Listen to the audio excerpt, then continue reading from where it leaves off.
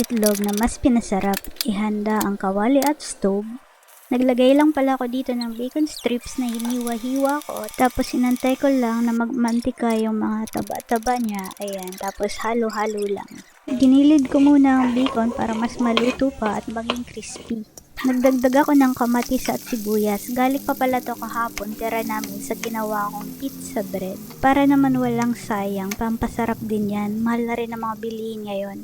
Nilagay ko rin yung ham, sobra din yan kahapon. Ayan, halu-haluin lang para hindi masunog.